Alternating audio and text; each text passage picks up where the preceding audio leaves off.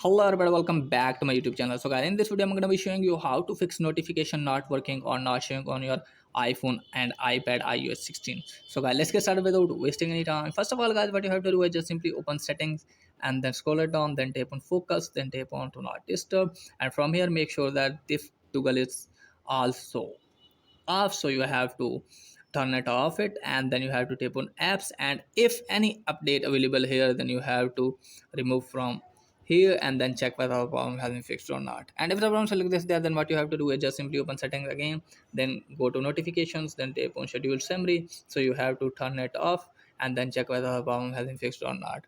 And if the problem still exists there, then what you have to do is just simply turn off your iPhone or iPad. For that, open setting, go to general, and then tap on shutdown, and after that turn it on again and then check whether the problem has been fixed or not.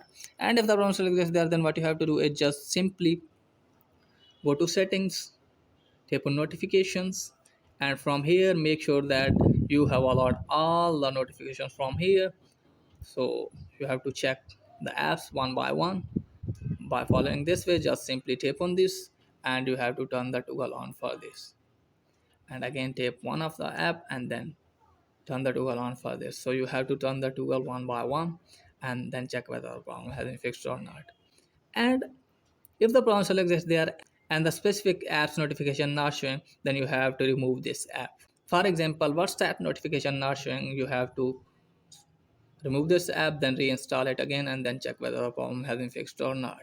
And if the problem still exists there, then what you have to do is just simply open settings, then scroll it down and tap on general, and then tap on transfer reset iPhone, then tap on reset, and then tap on reset all setting, give your passcode, and from here you have to tap on reset all setting. This will reset all setting, no data or media will be deleted. So after doing this, I'll guarantee you your problem will be fixed.